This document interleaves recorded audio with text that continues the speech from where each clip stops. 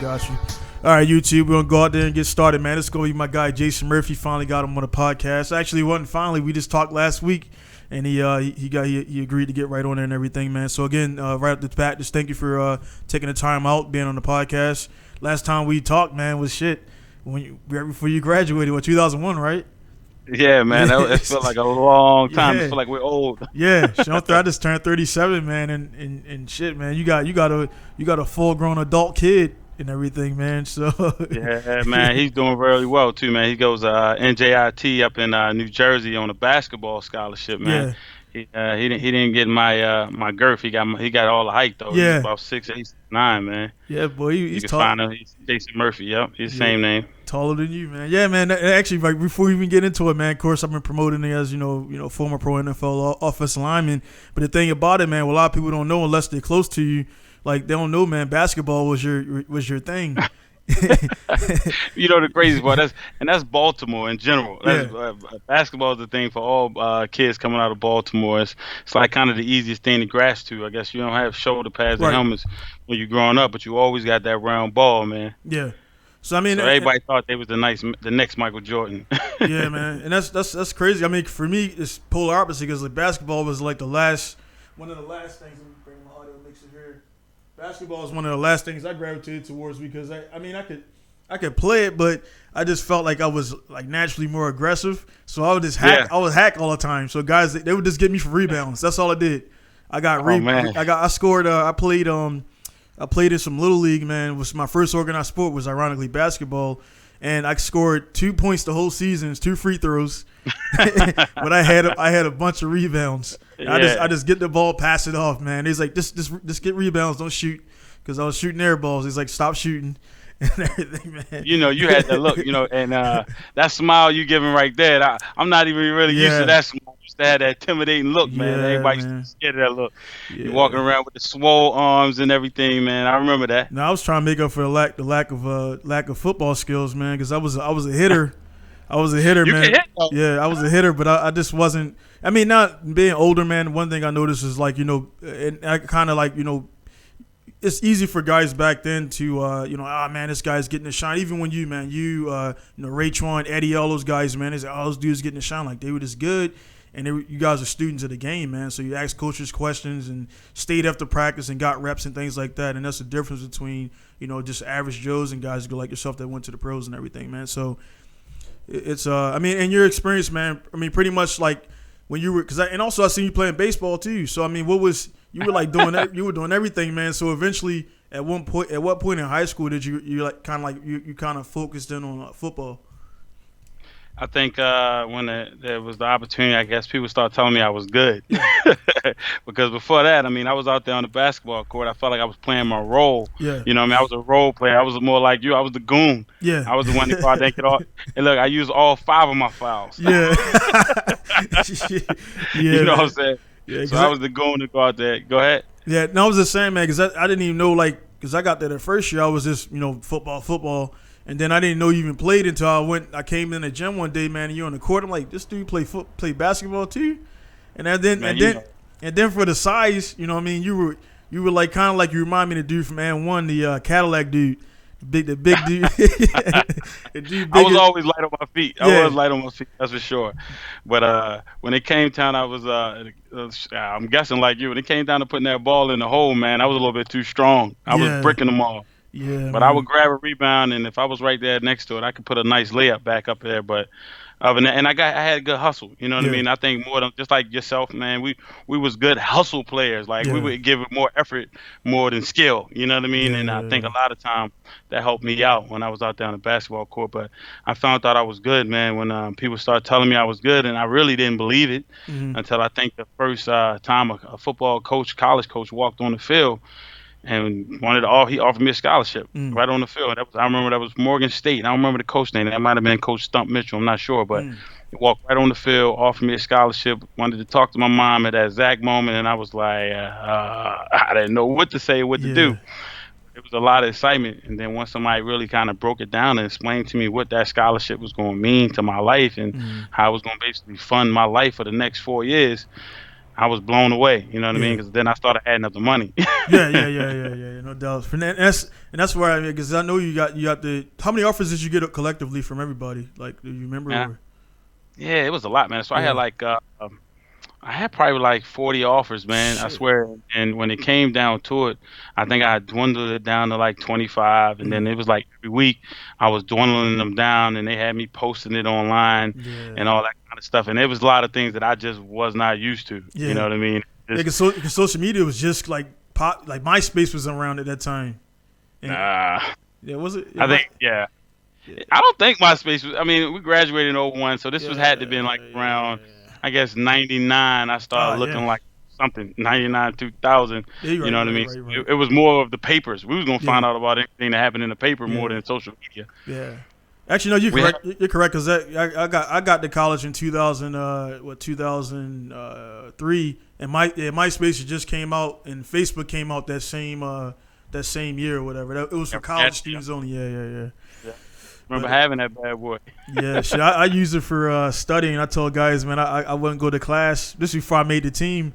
And I would, Yeah. that was a dating site for me, man. So it was like, but yeah, Well, actually, that's what I hear. That's how they got started, actually, man. yeah, Ranking girls yep, at Ivy League school, man. yep. But that was a great idea. Now look at us. Yeah, man. So what led you to Virginia Tech, man? What was the enticing, like, what was the offer, or I mean, if you could talk about it, or like, Yeah. the what made you choose VT? Well, I think, man, more than anything, the opportunity came. So, and I'll tell you about my last three. Mm-hmm. My last three choices that I dwindled down after I got all the way down from like 40 down to 25, and then I think my last three was Penn State, Virginia Tech, and it was South Carolina. And the only Okay. reason why I was South Carolina, the coach was really good at the time. He was recruiting me, and I went down there and met Lou Holtz, man, set up in the office. Okay. Lou Holtz, man, the famous Lou Holtz up in South Carolina, and it was mind blowing. But I think what brought me to Virginia Tech was similar. What kind of kept me at Emerson, man, like Mm. the opportunity to be around that brotherhood and people that I knew. So when I went down to Virginia Tech, it was like maybe four other guys from Baltimore. And Mm. I know for me, I needed that. You know what I mean? I needed that person that understood what I was talking about Yeah. when I said two. Yeah, yeah, man. Because When I said the wrong thing. I get And that had my too, back. man. I get Yeah, that too, and they man. had my. So I mean, Maryland was in the ranking, man, in the Mm. running, but at the time they had just fired the coach and they was just getting a new one at the time. So Yeah. I'm really feeling it. Oh, so Coach Friesian wasn't there yet? He was just getting there. I Okay. remember the day he got hired. He came straight into Evanston, sat me down, and was like, "All right, let's go meet your mama." I'm like, "You ain't gonna go meet my mama. My mama Yeah. work in the factory. Yeah. You can't just pull my mama off the floor." Yeah. You know what I mean? So I mean, but he was real cool, but I just didn't know him, and I guess that's where the opportunity missed for that. And I think if the opportunity ever came back, you know what I mean? I think I'll think twice about it. Even though I had a great time at Virginia Tech, man. Right. Just like I said, people being a caring town, I mean, they had Happy Valley up in Penn State, but we had a Happy Valley down in Virginia, man. Yeah. And that Penn State was probably a good thing too, man. Because I think that whole Sandusky thing went down. Like I around remember him, man. Yeah, that was during during the time you were in college, or I remember all that. No, stuff. that was the time I was getting recruited. Like I remember him. Yeah. I remember him being That the was- recruiting coordinator and being around. And, you know what I mean? Man, I tell you, like God rest his soul, man. Coach Paterno, man, he was a great guy. Yeah. Just to see how it all ended for him, man. Yeah. I mean, anybody know great Coach Paterno and just even watched him on TV, man. He was a great dude in person. I don't know if you remember, but he came to Emerson. Yeah, I remember. remember him coming to Emerson? I remember. Well, he came to Emerson and played basketball with me in the gym. Took off his jacket and everything, shooting Jays. Yeah, man, and that's the thing, man. Like again, I kind of mentioned the social media stuff. All that stuff went down again just as everything was starting to take off. So all these new cats that never knew Coach Paterno, and then they like, oh man, this guy did. And it was like around that time where we're at now, where everybody they just looking for dirt on people, man. And the whole thing that went down, man. It's like they took the statue down. It just like it just made all that work he did it just disappeared, man. And Yeah, it was sad. That was unfortunate, man. So that went down like that. But I mean, it was good. For you, it was like a good thing that you chose VT and you didn't get all mixed up in that stuff, man.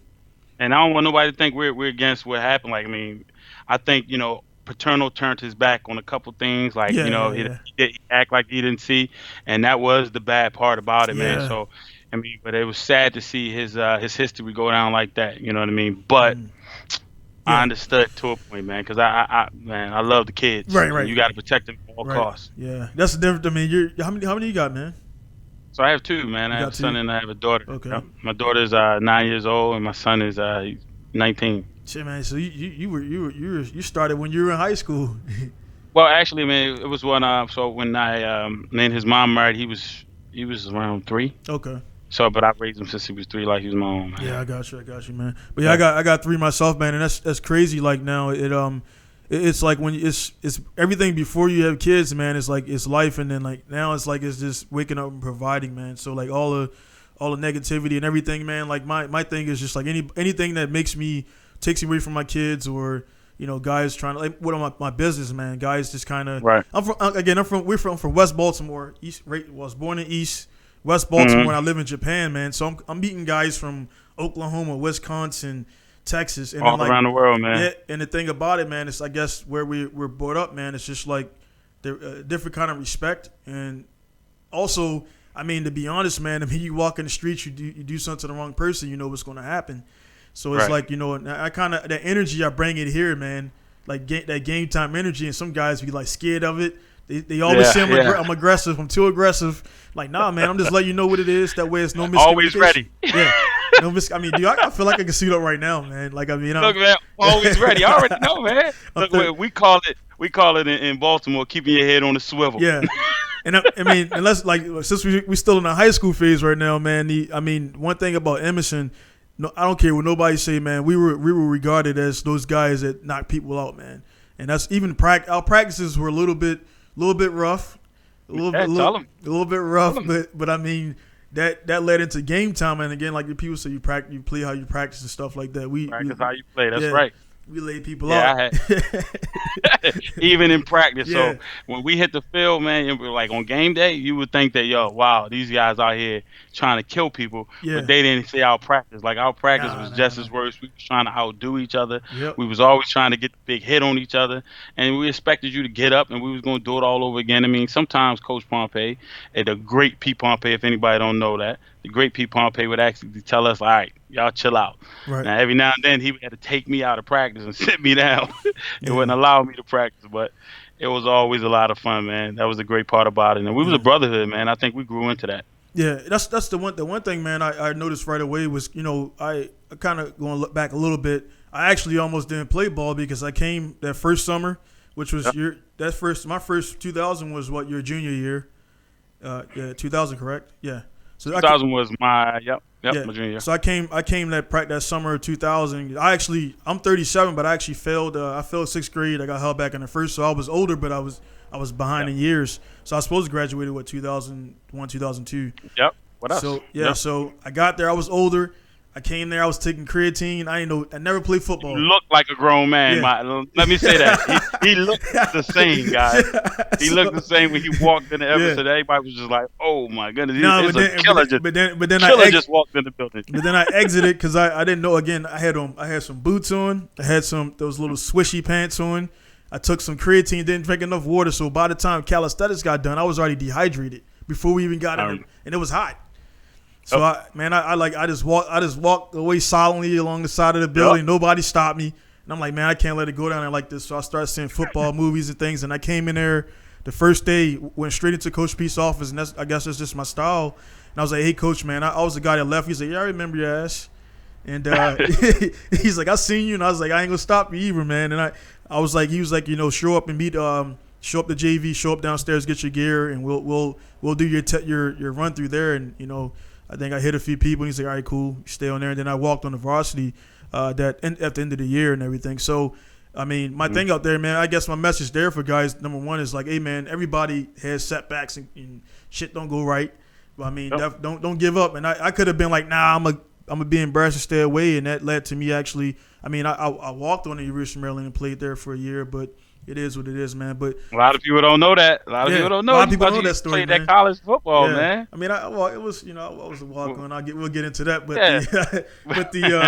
the thing about it was, I seen you. I seen Tron, all these dudes, and I'm like, fuck, these dudes are these are grown dudes, man. And when you're inside, you don't see yourself as being bigger than average.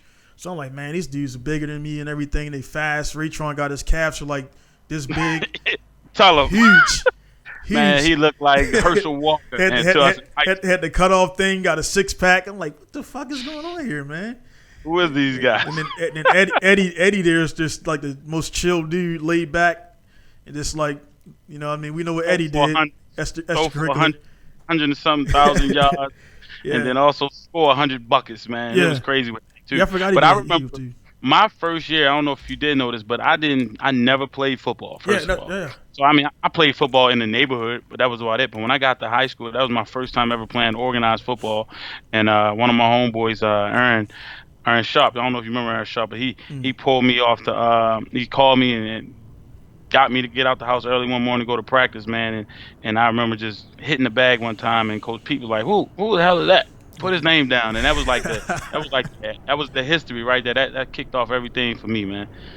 Just going to that one practice, and then I started on varsity, and then at that time you was talking about size, man. These guys was huge to me, but evidently Pete saw something in me that he started me over all of these seniors, and these guys were huge, man. And I mean, I remember I used to be nervous that they was gonna beat me up. That coach started me. You know what I mean? It was crazy. That's the thing, man. I can see kind of like, you know, just like you said right there. I was expecting like, you know, the hazing and all that stuff, man. It was like dudes was like just cool. Like I remember, you know, Danny, all those guys, and you know, Curtis and all those dudes, man. They were like they would scold you if you're doing something dumb. Like, don't do that. Don't, you know, coach putting you here to make that play, make the play and everything. But they also they weren't like, you know, they weren't talking down like you know, this dude or whatever. So that was one pressure relief right there, and I could just focus on, you know, doing what I had to do. And I became more like I mean, you play your role. You know, I wanted to be running back, but it was Curtis. It was Gerald. We had a bunch of good running backs. Emerson man. It was Dorsey. Yeah, Dorsey was there. Yeah, Gerald. Yeah. So Gerald Dorsey. Yeah. Emerson never had a shortage of running backs ever. The whole time I was there, ever. That was never a problem. I mean, until we got to, you know, we played the Hereford guys, and they had their extra you know, pro-am guys playing for them. It looked like they had out there, man. So they was eating the weight room, and that was the one thing, you know, coming from a public school in the city, man. That was the one thing we was missing. You really think about it. I mean, we was. I mean, I wouldn't say gym junkies because we didn't really have no weight room, but we was gym junkies. Like, we stayed in the school. If we'd only had some weights, with all the time we spent in that school, man, we'd have been big, and we'd have had speed, and we'd have had all the same thing those guys had. But they was just a lot more organized, man, and they was strong. They was way stronger than it. Yeah, I remember. Yeah, but I remember the weight. Our athletics took over though, man. We did our thing. We got to the championship. We played against Urbana in the championship. That was before you got there. Yeah. That was like a year before you got there. And then eventually, I think I kind of like, I mean, keeping up with it, but I think they won a championship about how many years ago? I think they were down at Raven Stadium. Yeah, man. Crazy part. So I was playing in the NFL, and I got released by who was it?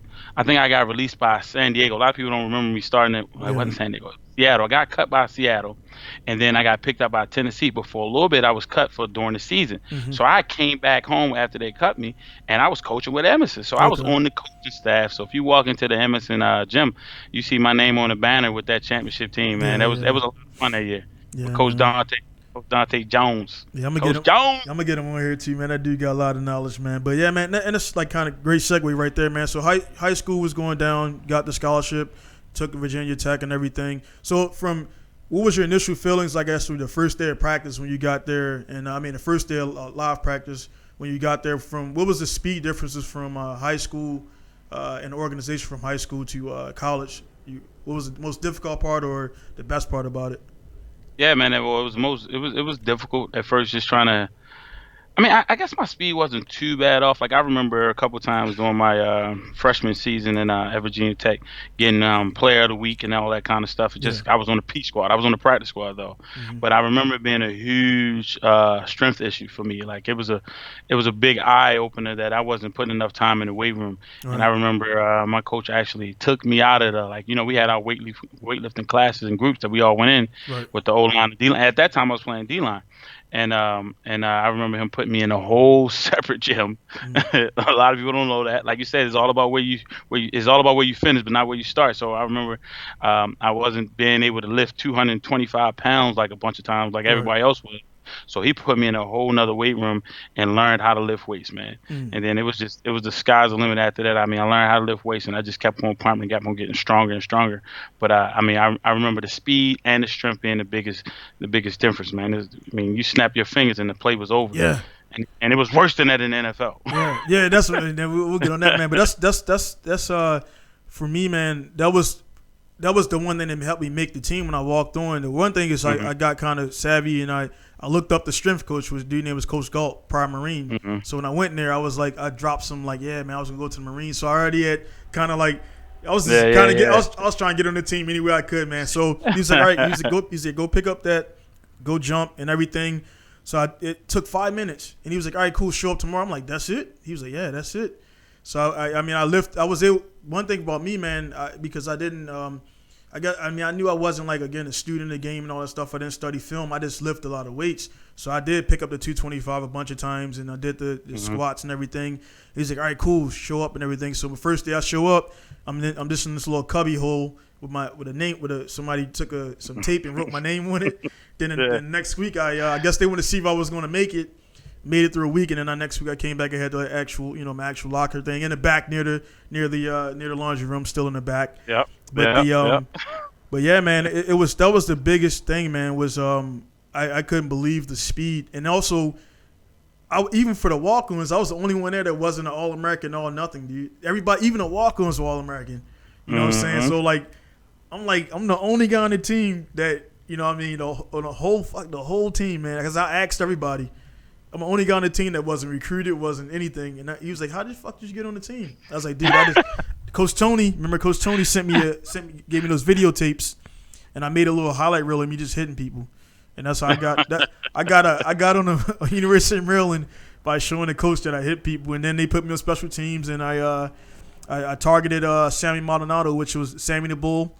And they were kind of I seen them kind of like putting the young guys down and everything, and they put one of the guys to starter. Actually, one of the DBs hit one of our guys that we walked on with, and I'm like, all right, I got you, man. He was kind of like sulking or whatever, so I was like, I just picked out Sammy, and I just looked at Sammy, and I know he's a starter. And you're not really supposed to touch the starters. No. You know what I mean? So I was like, man, I'm gonna make my mark here. So I ran through everybody, man, and I hit Sammy. We both fell, but I got up. Sammy was still on the ground. And I walked to the sideline, and then the coach looked at me, like kind of like angry but happy. And then the next day, I moved up to the second tier, because there's levels on the practice squad. The guys up there that don't know. And I moved up from the third tier to the second tier, and that's when I moved my locker up to. And I was like, shit, man, I'm here, but it didn't work out because my grades got bad and everything, man. Yeah. So it went how it went. But one thing about you, man, like I say, is even still, man, with the skills, the size, and everything, man, you were always off the field, on the field. Nobody wanted to mess with you, man. Off the field, you were approachable, you were likable, and you just had a good charismatic attitude, man. So that was I knew, man, you were going to go the distance with this stuff and everything, man. So for your upbringing and everything, man, would you attribute that to your parents or just the environment and things like that? Yeah, man. So I had old parents, like not old parents, but I was the youngest out of like 6. You know what I mean? So I was always around older individuals, and I was always around my dad that would be able to, he would school me and just tell me about life. You know what I mean? And life was always in telling me about different things in life, man, to show me how to better myself and better what's going to be happening to me in life. You know what I mean? Right. And I think I took that over to football and took that over to sports and carried that on through life when I'm raising my kids and everything else. Yeah, I definitely, man. Now that you say that, man, it definitely makes sense, because you seem like, to me, man. Again, when you first get there, everybody seems older because you're freshman in high school, but you had an older style versus some of the other guys on the same team. They kind of like play around and everything. I never really seen you clowning around, man. You were always like you were about the game. You go to class, getting stuff done, man. So and on the academics thing, that's the one thing I see a lot of times, man. And you've seen it too. Unfortunately, you got guys that are extremely good, and I knew I wasn't going to get those looks from the coaches because for whatever reason, I wasn't applying myself properly, so I buckled down in the classroom. So I seen a lot of guys, man. They had tons of skills, and they just didn't make it, man. So I mean, Man, yeah, I mean, yeah, we knew a lot of guys growing up in the communities that we grew up in, and I mean, sometimes I would always look like I would tell people like, man, I was not the best. I mean, some people tell me that I was, but right, I felt like I was not the best player in my school. right, Like I felt like Eddie Colbert was a daggone, he was the best athlete I ever seen. yeah, Raytron was the most man-child person I ever seen in my life. You know what I mean? And Danny had the most athletic ability that I ever seen to jump out of the gym. yeah. And then you had Justice McLeod that was the most Oh, fastest person in the whole city of Baltimore. And I mean, then you had Kurt and the boys would make people miss and go to the house with ease. right, So I never thought I was the best person on the team, and I just felt like I was the person that put the most time into the goal that I wanted. Like everybody wanted it and they right, said they wanted it, but when it came time to actually putting the time in, man, like I was always the one in the cafeteria in study hall already starting my homework right. while everybody else was out there howling at all the girls. And I knew I wanted to be out there and I would be looking out the window, Yeah, but I still knew that I needed to get in that daggone study hall and get that work done so I can have some fun. yeah, no doubt. And then like for that, I mean, so did you start thinking about NFL when you were in college, or you already had that thought when you were in high school? You know what? I mean, for me, I think the NFL was like icing, man. It was like the icing on for the cake, man. Mm, Because when I was coming out of college, I didn't think I was that good. You know what I mean? And I'm gonna tell you, man. I switched positions well, evidently you knew I played D line, yeah, so I still hold the sack records for the state of Maryland, actually. But when I got to college, man, it was like a different world, and it was all about how to get on the field the fastest, and what right, was it going to take to get me on the field the fastest was basically switching over the offensive line from hmm, defensive line. I mean, I carried that same mentality, that hitting mentality, over to the offensive line, and kind of, and then took that aggression, and then that's what kind of, plateaued. I mean, not plateaued, but that got me to the next level, man. right, And then just hitting and being aggressive, and just that knack to get after somebody to the end, to the whistle blew, yeah, and so that's what the NFL. It just so happened. It happened. yeah. And that's the same thing right there with that. Is just the again, I kind of realized the situation again with their whole running back thing. Is that again that we played a lot of yard ball, and I was always like they were always calling me little means, Natron means. And Hmm. and Barry Sanders was one, my idol growing up and everything. So I was like, I just want to run a ball, and I had that. I felt like I had the jelly and some running the ball is just one of those things where you hit, you go down, or you hit, you keep going, and you can't teach that. You got Ricky Yeah. Williams, you got all those guys like that who they just bounce off of people and keep going. Some people don't work out, but but yeah, man, it's like I was like, all right, man, let me, they coach put me in at the outside linebacker, then middle linebacker and stuff like that, and then I was defensive end. So I was like, man, I'm gonna do whatever I gotta do to get on the field, because obviously, That's right. I mean, again, yourself, then crazy ass Mark Hicks came in there, and that dude showed up. Yeah. Like, I was like, dude, there ain't no chance, man. It's like, I'm like, man, it's just like realizing reality is like some people were just a little bit different, man. And that Yeah. dude was like a dynamite from the jump. Like in his first day of practice and my first day of practice of summer practice were totally polar opposites. But it is what it is, man. But like I say, and then going from from college and everything, going through that and going through the whole process, getting into your final years there. When was the reality that the NFL was going to go down? Like when did they start approaching you with that, or is it the same? Scouts come down from the NFL and check you guys out, or how does that work? So what happened? I mean, it's not really. You don't really get to see the scouts, man. All they do is they get sent the videos, and a lot of them do actually show up to maybe practice, but they don't show up in their actual NFL team issue Right, right, stuff, right, right. or say they might be sitting in the stands, and you don't know who it is. You know what I mean? It could be just somebody sitting up there with a dog Mm, and doing spring ball, right, or doing practices that somebody that the coach then gave access to sit in the stadium while we practice, or right. sit out there on the field while we practice. And it's in college, well. Maybe definitely at Virginia Tech, it's probably like maybe 40, 50 people at practice, and Every you don't day. know who the heck they are Yeah, every day. So yeah, you're talking about there's people standing all around the field, and it's almost like they giving tours of people watching us while we practice. yeah. I mean, You got you you got the realize how much news. Yeah, it could be media, it could be news, it could be somebody just letting their family out there, or they might be even charging the ticket price, man. I mean, and that's on a whole nother subject with the NCAA. You know what I yeah, mean? yeah. So They out there using us. I mean, and they making good money, and it might be for the boosters, it might be for whoever's just donating. The alumni's coming back. But Mm-hmm. I mean, at any time, there's plenty of people sitting over there. But as far as I mean, when I realized it, I think it was when you start getting the calls from the agents. Oh Mm-hmm. yeah, man, I can do this for you. I can do that for you. I can pay a phone bill. I can help get you a car. You'll be training here in Miami, and they start giving you all these fake stories. I mean, you can say fake stories, but Yeah. all these stories, all they could do for you. But in actuality, the only way that you're gonna get drafted, the only way you're gonna do something, you had to perform on the field. Right. You know what I mean? Really, they just gonna be there just to really be there to collect a check Mm-hmm. ultimately. I mean, when they draft you, when the NFL people, when the teams draft you, they're going to base off how much money they're going to give you based upon what they drafted guy last year. So if they draft me in the third round at whatever that pick that is, like 180 pick, right? They're going to base it off what they gave the guy last year at the third round, Right. 180 pick. They're not Right. going to give you more. I mean, they're going to give you a little bit more than him, but not less. You know what I mean? So Mm-hmm. what you really need an agent for? You Right. don't. Yeah, yeah, yeah. You know. And the thing about that too, like the rounds and everything. That's another thing. We've all seen many times, man. The number one round pick don't work out. The number one pick in the draft, man, doesn't work out. And then you got dudes who are again third round, later third Mhm. rounds, and they become like the dudes because number one they want to show people, what I mean, Yeah. this is what you passed Russell up Wilson. on. Yeah, Russell Wilson, man, exactly. for example. Man. I think Yeah. he was a fifth round Yeah, pick. then look at Lamar Jackson, man, because I didn't know about this cat till my mom kept posting about him, and I was like, Oh man. let me look this guy. I'm like, dude, I was sitting looking at YouTube like this dude, How man. do you even know about Lamar? So Dude, Lamar Jackson in Louisville was a beast. yeah, Ran the ball like crazy, and the whole thing with the NFL, man, to try to talk a guy. I mean, that's what the NFL is all about, trying to talk you out of your the position, rounds. If right? somebody say you're good and they're gonna draft you, they start.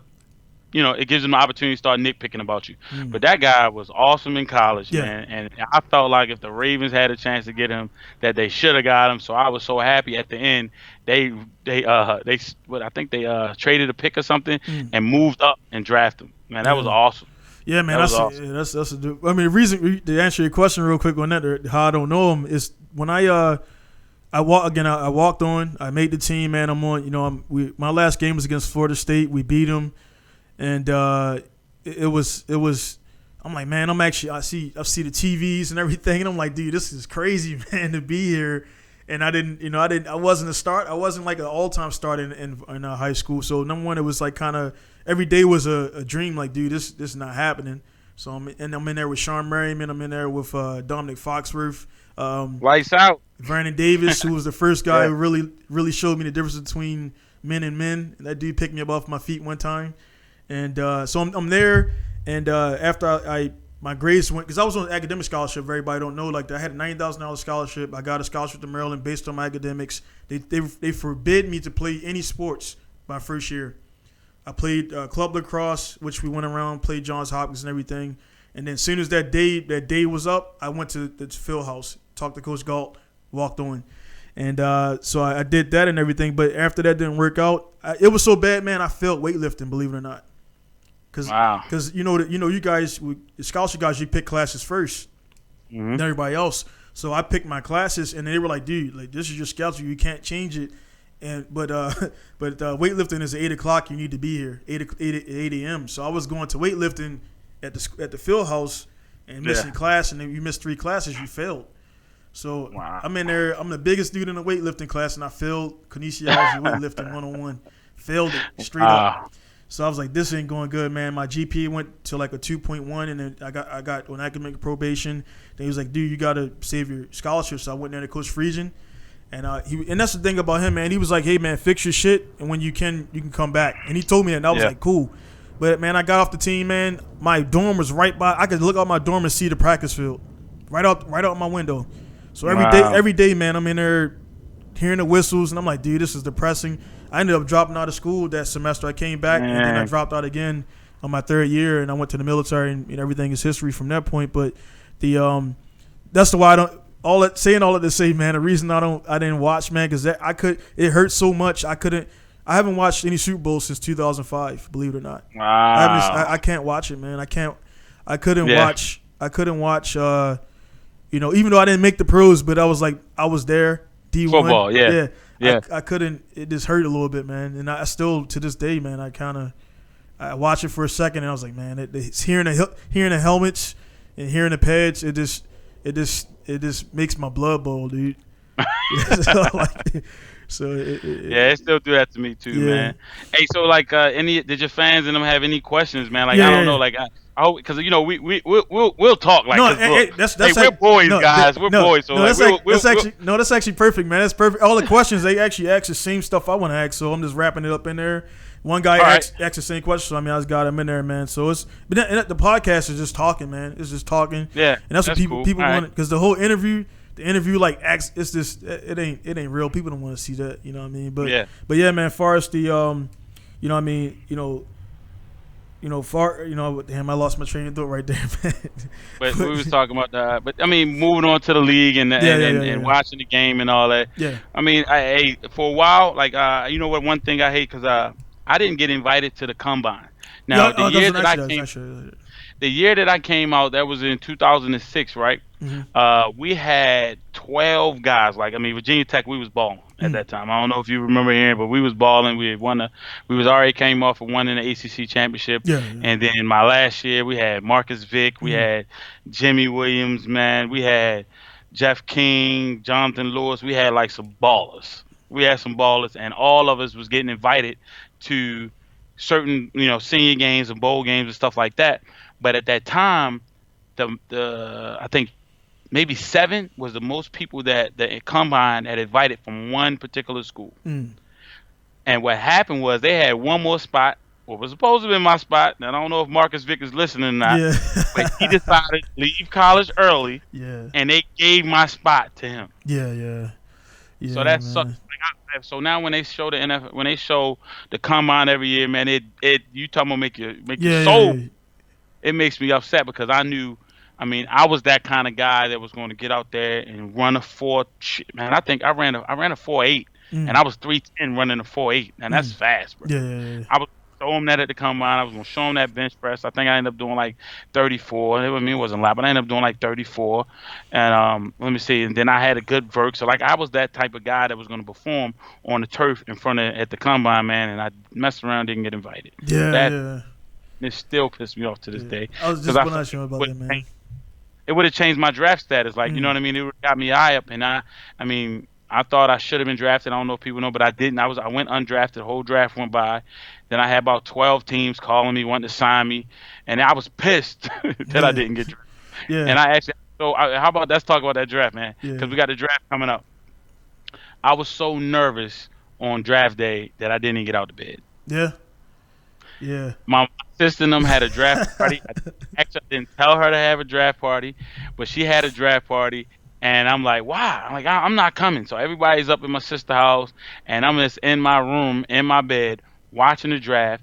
All of a sudden, 4th round comes around. I get a call. I'm like, oh, shit. I got my phone into my ear. I'm like, okay, let me get dressed because it's about to go down, right? They about to say my name on television. So the guy got me on hold, man. I think the first time it was Atlanta Falcons. Had me on hold.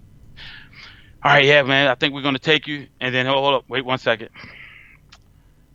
I'm waiting. But now, by this time, I'm in the car because now I'm speaking to my sister's house because I got to be there when they finally say my name on the TV. Yeah. Hey, man, tight. They're going to take a wide receiver. Boop. Hangs up. I'm like, so now I got Kansas City. Now Kansas City called me. Here they go. They got me on the line, man. And I'm talking to Coach. At the time, it was, Daggett. Oh, man, I can't remember the coach's name right now. But I'm talking to the coach on the phone, and he's saying to me that, it's between you and this other offensive lineman. And we're going to try to decide on that right now, man. We're going to give you a call right back. So now I'm anxious. I'm at my sister's house, and now I'm pissed that they got me out of the bed and they ain't called my name. And then, like I said, the story history on that, draft went by. 12 teams wanted to sign me. They all offered me signing bonuses, different signing bonuses to sign me, and I took the one that offered me the most money, which was with the San Diego Chargers, which wasn't the best decision. So I'm sitting there looking at rosters, seeing what players they got on the team, who's free agents, who long term, and all that kind of stuff.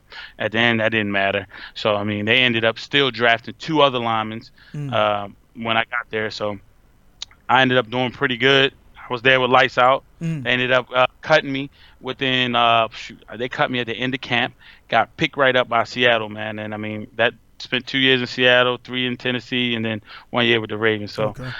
that's how my whole situation went, man. And I mean, I don't Yeah. know if anybody followed that chain. I went to San Diego, Seattle, and then Tennessee. While I was in Seattle, I actually got sent to NFL Europe Yeah. and made it all the way to the World Bowl. Mm. How about that? We was in Germany. I was in Frankfurt, Germany, made it to the World Bowl. So that's Mm. equivalent, not equivalent, but it's equivalent to the Super Bowl Yeah. Yeah. Yeah. of the NFL Europe.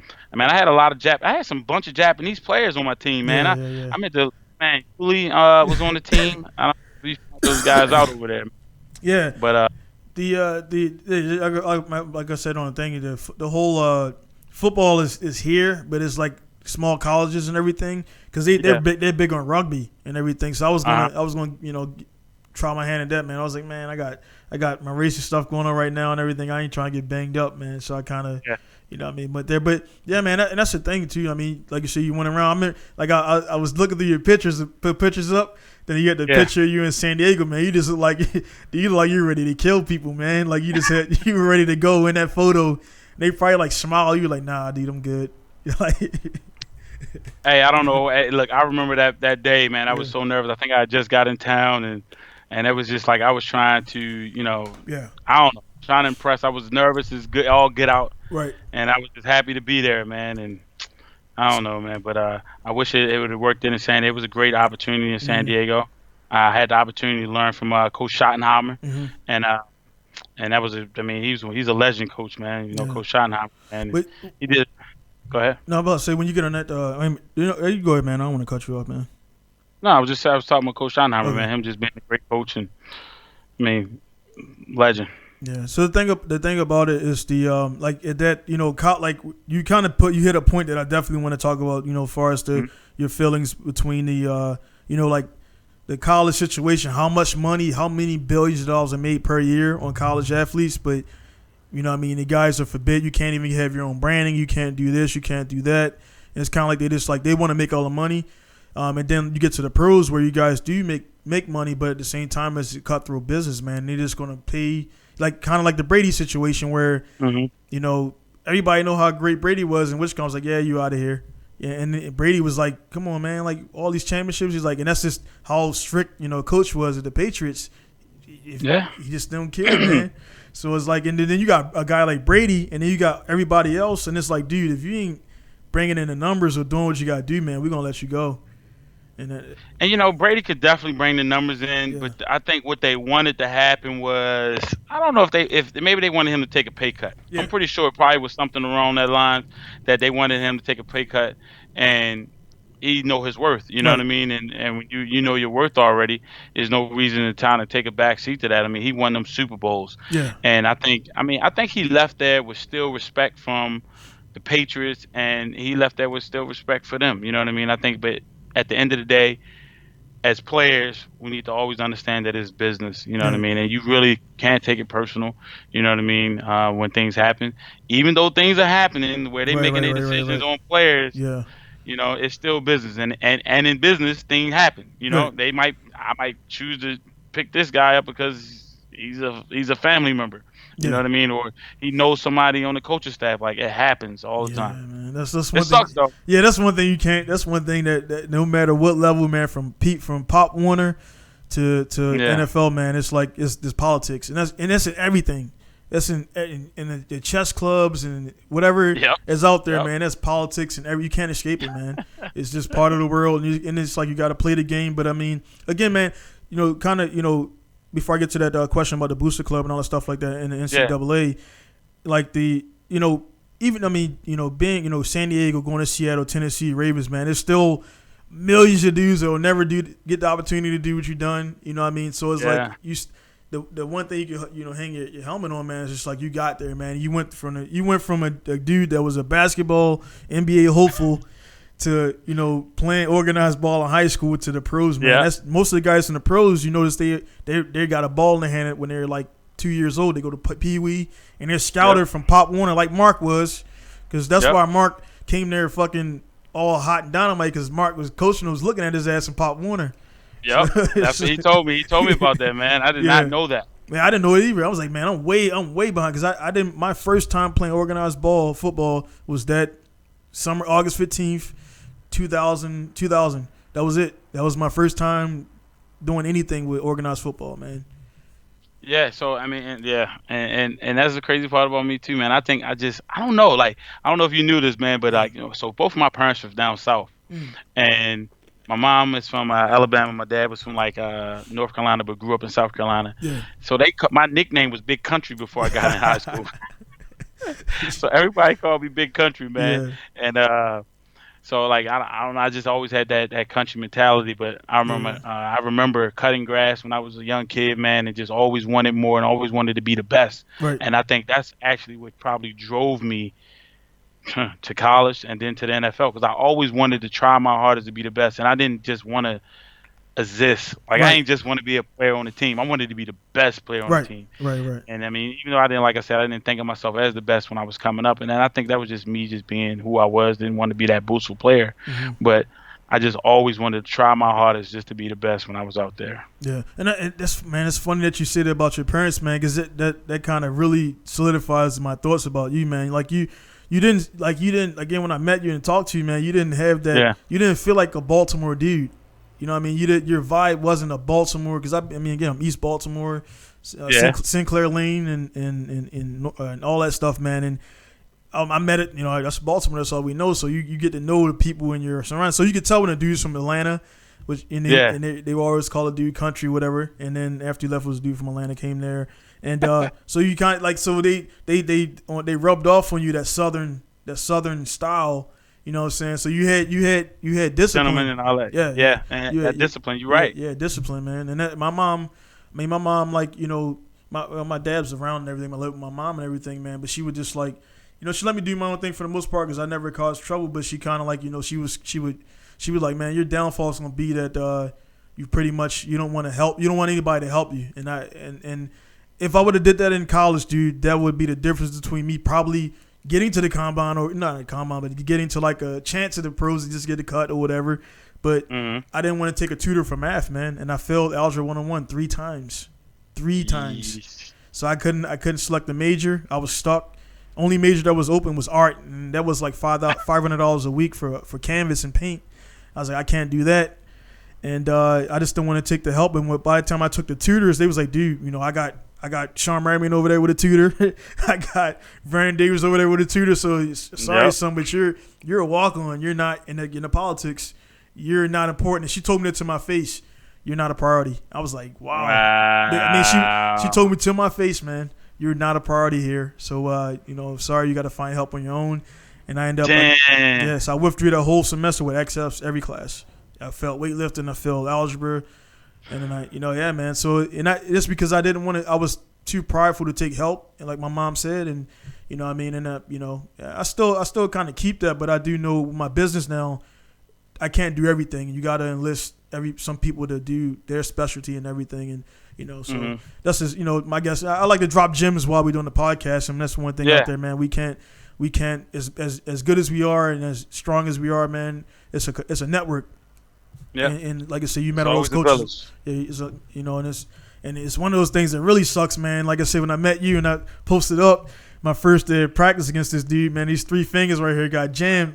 When this dude, I'm like, I'm gonna go in here hard, and I went in there like this, and I ran straight into your chest, man, and like, man, all 3 fingers bent back, hyperextended, and you just went like this, like a little swim move, and I went on the ground. Got back up in the plague. I'm like, we gotta do this again. I'm like, fuck, man. It's like, so I was like, then next time I come in, everything was balled up like this. Yeah, he's ready. Like Deacon Jones. Yeah, that's life lessons, man. They always come, bro. Yeah, you never do that again. No, never again, man. Like I wasn't. Coaches didn't. They was like, man, you need to ball your hands up or don't come in there like that. So it was like, that's one thing I like about football, man. It's kind of like simulation of life, man. You know, you got the clock. You got this time on the clock, and when it expires, the results are what they are, man. And it kind of, you either do well, and then like you kind of get to repeat it, and like, that screwed up this game. I didn't do that. I didn't go hard enough, and then you come back the next game, and everything. Opportunity to get better. Yeah, man. So I mean, like I say, man, you got from there. Then like I say, you get in the pros. And then like so in the pros, man, what was like the first like again the speed? What was the biggest difference? I mean, collectively from high school to college to the pros. Man, like I told you, it was a snap. I told you in the college it was like a snap and it was over. I think it was more like a blink and it was over. Yeah. In college, how many weeks in college did it take until it got normal speed? I think it took time. It took time to just get it. I mean, you had more time in college, right? But in the NFL, there ain't no time. Yeah, it's like you either get it right now, or you're going to get the hell out of here. That's the thing. Go back and pack your bags right now. Yeah, the thing about that too is the like I said, you came back and you like you said the whole Charger thing. They let you go, and then you came back and you did that season with the guys. I came back after only 2 months or something like that on the team. And I came back kind of like a clown. I wore my goddamn Maryland gear and everything, and then kind of got some validation, man, because it was some coaches there that it was a tight knit group, but I didn't get the looks, and then they were kind of shocked to see me in the Maryland gear because there was no Facebook back then. So when I walked in the gym, Coach Sam, I give it to him, man. Coach Sam gave me shit, man, because he knew my potential, but I wasn't performing there, and then I could see it made him angry.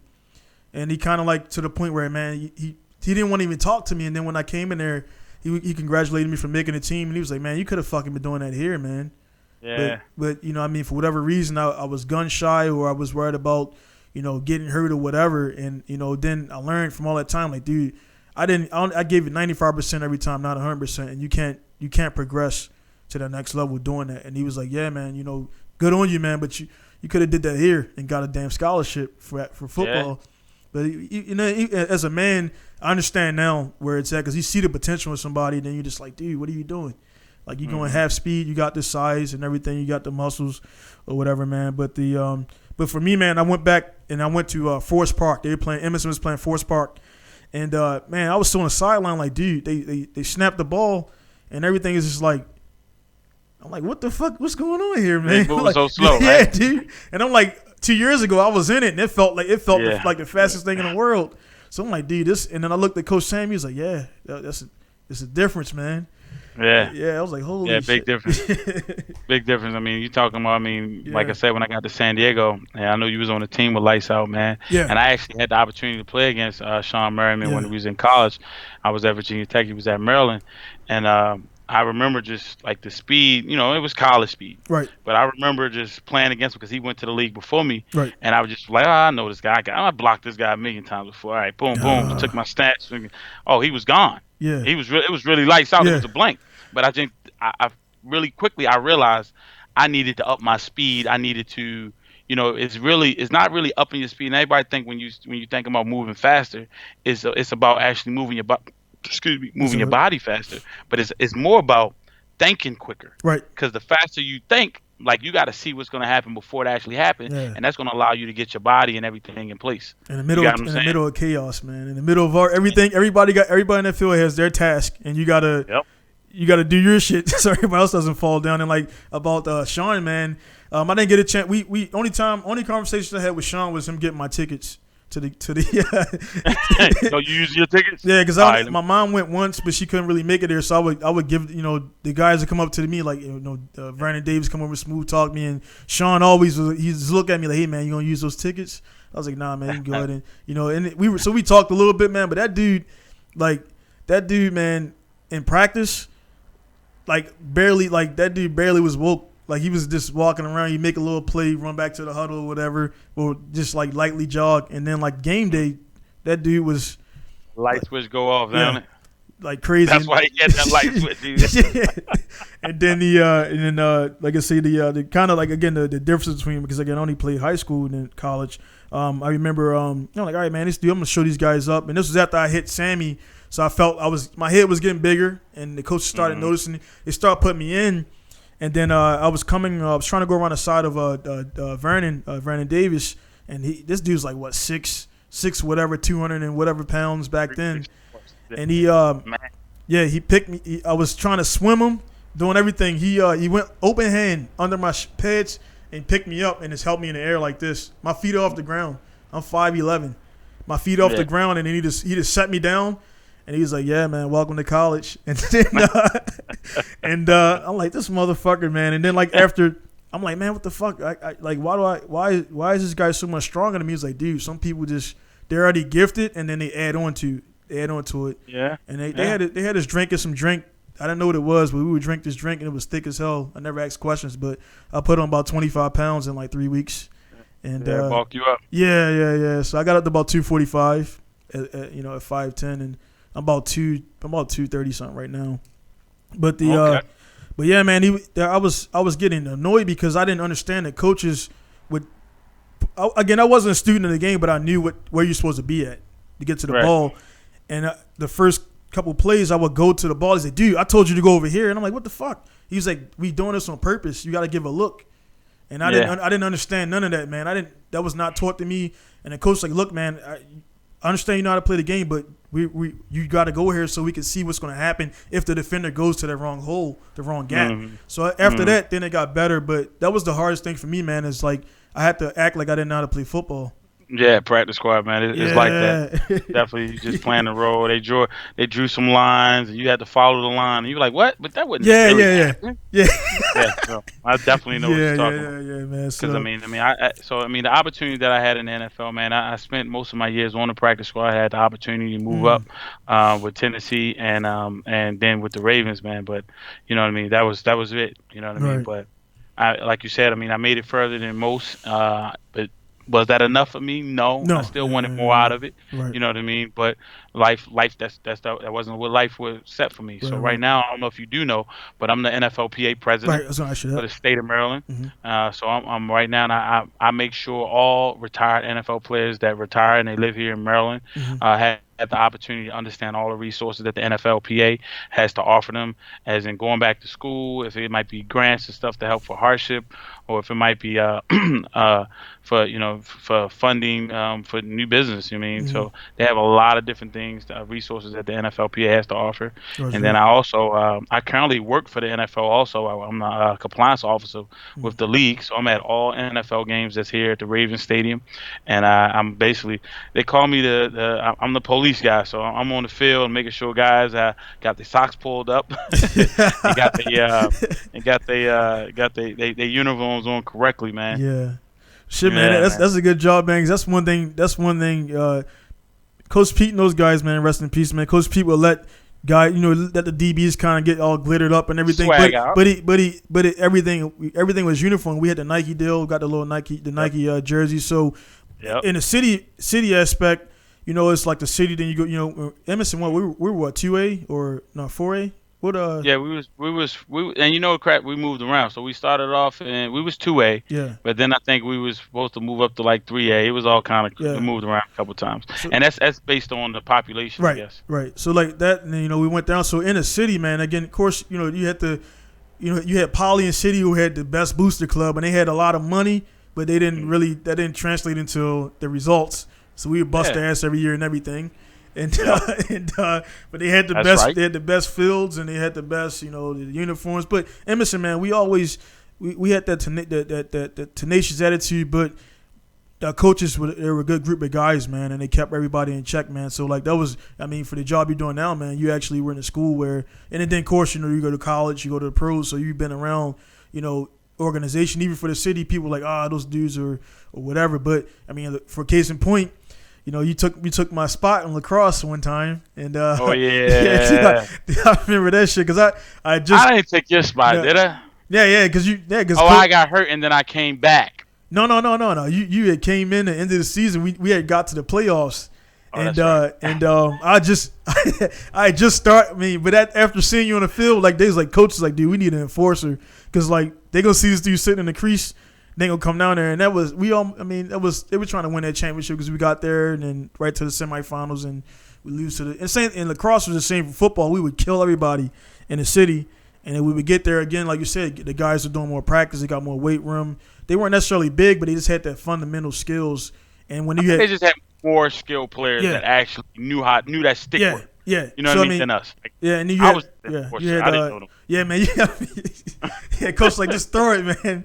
So you had like Curtis, you had Curtis, Danny, Hawkins, you had Dominic Damon. So they were like Yeah. they were skillful, but they weren't. You can't carry a whole team with just three guys, unfortunately, because the defense we were hitting them, but they were like find a way to get around it. So you know what I mean. But yeah, man, I remember sitting on the back of the bus, man, like this motherfucker, man, big motherfucker on the bus, man. You had the bucket helmet because you couldn't fit the other helmet. You had the old school helmet because your head couldn't fit in the Hey new one. man, look.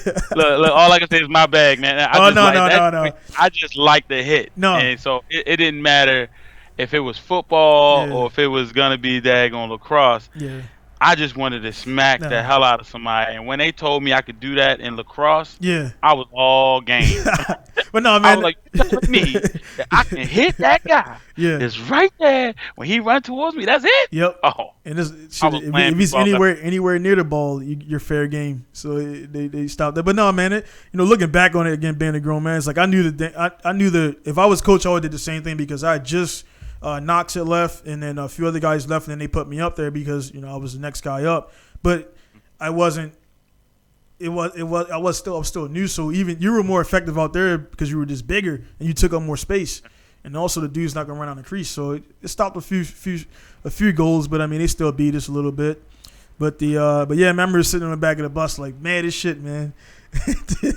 But you were still calm. You were actually trying to even talk to me, man. I was like, yeah, man, that's cool and everything. But hey, man, stuff like that, man. And then next year I went on. I became better. I practiced a lot on the off season, and again, life situations like that, man. It's like, hey, man, like you're not good enough right now, and that's what people show you all the time, and you just kind of getting out. So going back kind of to the before I talk a little bit more about the NFL gig and college, man. What was your feelings, man, being being a player on a a D1 team, and you guys kind of like you kind of like on the weekends or whatever, you're not practicing, you're not at this field house, you kind of left out there to defend for yourself. No, you can't work because you ain't got time. So, unless you get money from family or like other ways that are illegal, you guys kind of like you ain't making no money. But you see all this money coming in the gate. How'd you feel about that? Yeah, that was always the thing, man. Yeah, So we had different situations that was happening at Virginia Tech. yeah, Uh, they was called hoagie handshakes, you know what I mean? yeah. But I mean, I tell you, we was a group of guys more than anything that made sure we was all okay. Right. And you know how you gravitate to the certain guys that that you're cool with, and that they the guys you usually hang out with weekends or when they're not games and then things going on, and they become like your team. I remember I had my boy Kevin Lewis and his brother Jonathan Lewis. They was my boys, my boy Pop, and that was like really that was our crew, man, and that's who I hung out with daily. But as far as everything else, man, it was tough being guys that was coming from the underprivileged neighborhoods because our parents wasn't sending us no money. You know what I mean? Yeah. So like we had a nice school and yeah we out there getting shine and everything on Saturdays. But then I mean we going back to our house and sometimes guys ain't have enough food to feed themselves Yeah. and they couldn't wait for the lunch line to open up so they can go get some food. Right. You know what I mean? Because shit, they just played the night before. Then Sunday, nothing's open. So I mean, you're starving basically on Sunday, and then we couldn't wait for Monday to open back up so we can get some food. You know what I Yeah. mean? Yeah. So Yeah. we would always be gathering at the lunchroom, wait for that door to crack back open to get some food. I mean, I wasn't that guy that was like totally broke or nothing like that. I was never that guy Nah, because I was always the guy that kind of took care of my money. Mhm. But I mean, just to see everything going on, and I remember when I got to Tech, it was no new buildings going up. Yeah. Started winning. Now hold up, let me get that right. Yeah. Mike Vick was there the year before I got there. Yeah. So the year before I got there, Mike Vick was there when I came on my visit and all that, and he had did his thing. That went to the Sugar Bowl. All of a sudden, we started getting a couple new buildings, and then we took it over from there. And I think we moved from the Big East to the ACC, and it was just the sky was the limit there. We was Yeah. winning, new buildings going up all around campus. We was getting new shoes every day, new everything every day because we were winning. So a lot of things come with winning, and I do understand that. I mean that's just kind of the harsh reality with things too in life. Yeah. You know what I mean? When Yeah. you're Yeah. winning, you're gonna get treated like a winner. Yeah. You know what I mean? So, but I mean, we had the opportunity to do great things, and there was a lot of situations where guys didn't have, and sometimes it was provided. Right. Right. It's no shit, man. I was a walk-on, so I wasn't nowhere near that level. But I remember seeing our guy Lights Out. This dude, he'd be on a Friday night. Everybody's down on the College Road and everything. And this dude, man, I mean, family can help too. So I mean, I remember this dude had like I think he had an Escalade or Navigator. Mm-hmm. And the dude, we get out the Escalade and it had like lights on it, and the dude get out there with a white tank top showing every muscle he has, with a hat. And I'm like, this motherfucker's already pros. He's like, then he get out the Escalade and he go to the Chipotle and get a little sub and then get back in it. And he didn't hang out down there, man, because he was like, I can call chicks over here. I ain't gotta hang out down there and everything. But that's true, man. And he was already. He grew up in that area too. Yeah. That was home for me. Like for me, I mean, all right, I'm from Baltimore. You're from Baltimore. Yeah. It wasn't when I had the opportunity to get a scholarship. Like that was part of the reason why I wasn't going to Maryland, because it was too close to home. Right. I mean, with everything going on in Baltimore, man, and Baltimore, it was dangerous then, and it's still dangerous, guys. Yeah. Like the opportunity that was like I needed to get far away, because me driving back home on the weekend would have got me in trouble. Right. Yeah, that's definitely real, man. I didn't know I know it was recently, man, because I seen Coach Jones posting about it. Forgive me, man, for not knowing his name, but I guess it was a player from Maryland who was killed not too long ago. Yeah, David Mackel, man. Yeah. David Mackel played linebacker at Maryland, and then he had left Maryland and transferred to Delaware University and had a successful career at Delaware, man. He would have been definitely a draft pick if things didn't go right at Maryland. I think kind of some things happened with that coach at the time. They was bringing Coach Exel in, and he was like a really he's a military guy, I think, or a Navy guy, and he brought that mentality in there, and he kind of started getting guys out of there. Right. And David Mackel was part of that group that he got out of there, and a year before that, David Mackel had a great year. Like he was killing, and I'm like, oh man, he was doing so well. I knew he was going to the league, and then things happened, and that's how life changed, man, so quick. Yeah. So you gotta be on point, gotta be patient at times, and gotta be able to listen at times, because it might be the thing that save your life. Right. No doubt, man. I'm just happy to be talking to you, man. And everybody that I talk to, man, even guys are still there. Is like, man, we still here.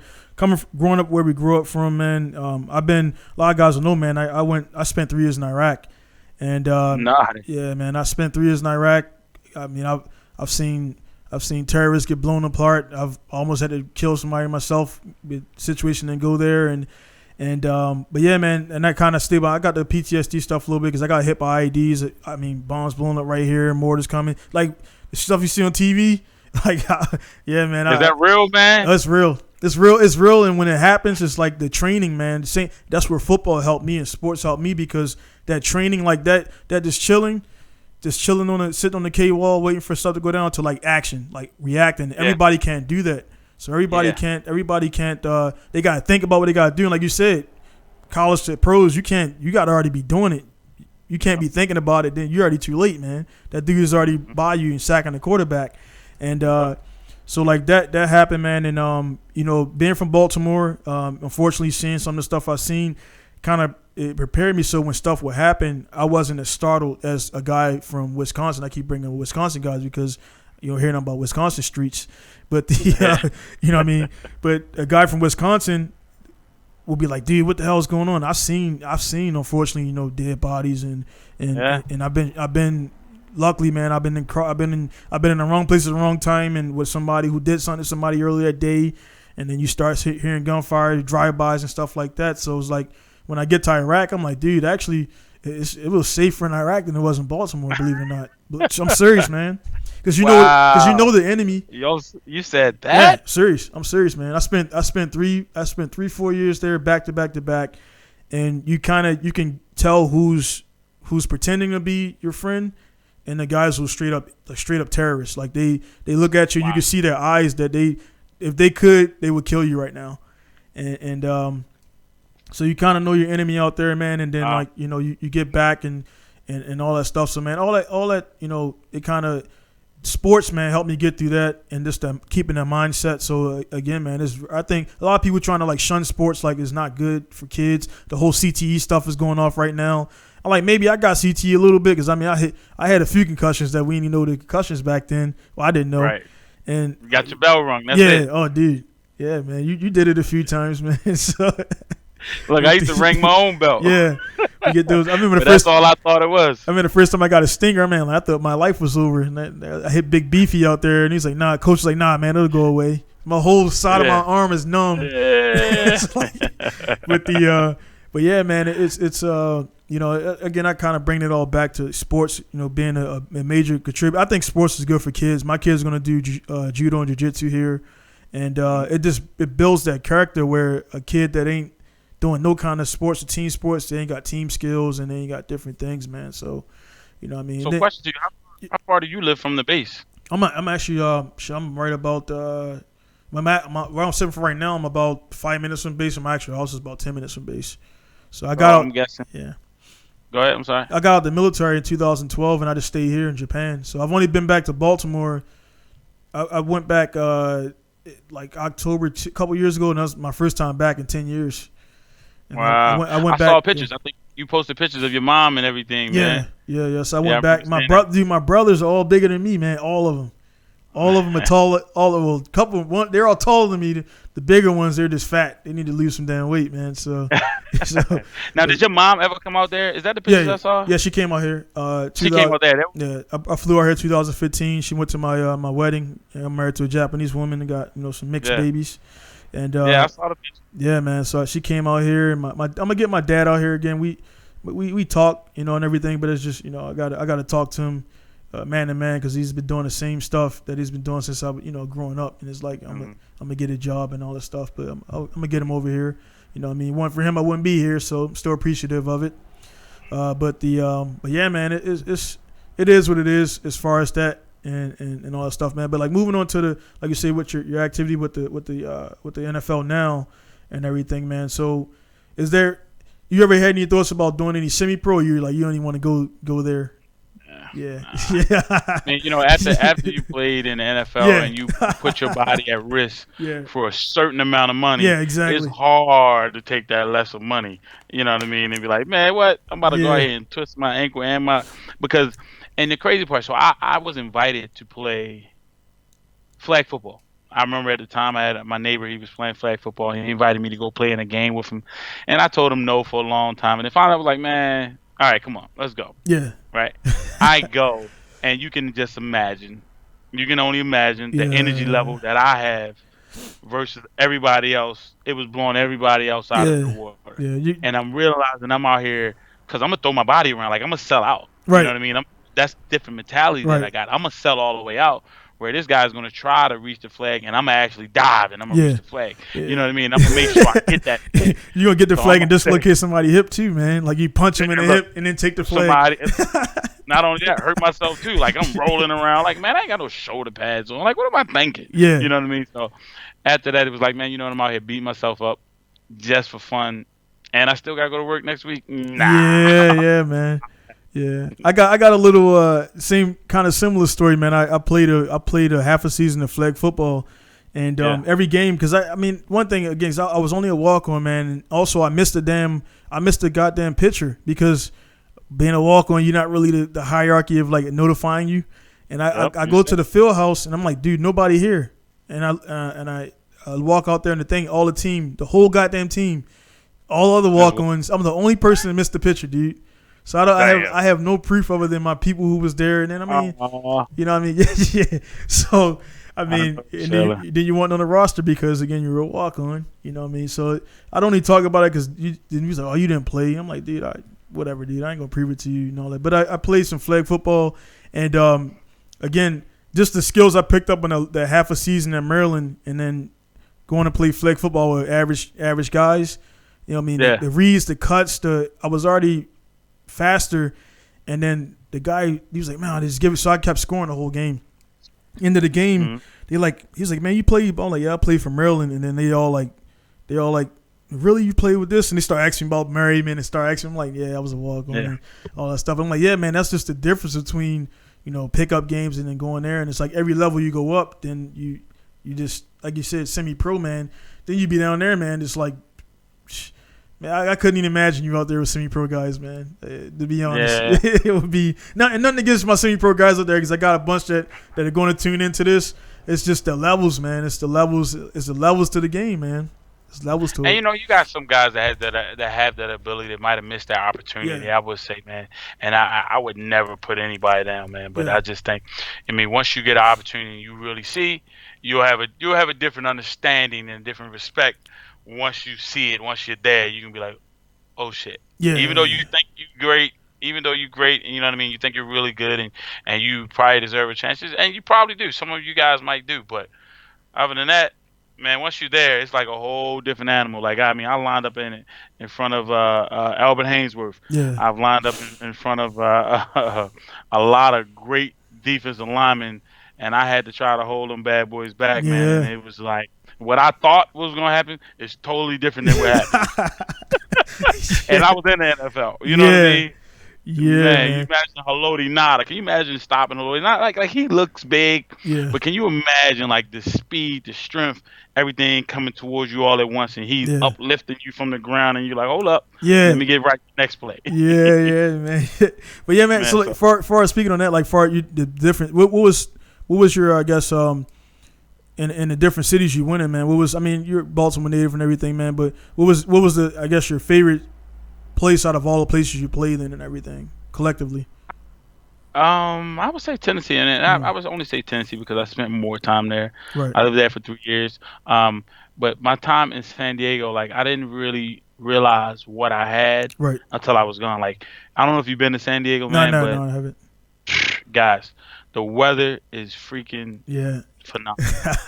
You're talking about you can wear sweats or you can wear shorts and still feel comfortable. Yeah. Like it was the best weather I ever seen. LA right down the road, but it was something about San Diego, and I think I really missed that weather once I left there. And I missed just the opportunity to go down to the beach and just chill out on the beach and just really dive in the water and really experience the Pacific Ocean's huge waves crashing up against you. That was just a whole different world, different experience for me. Then like getting been from before you left off to Virginia Tech, man. Did you do any traveling, or you just pretty much was in Baltimore?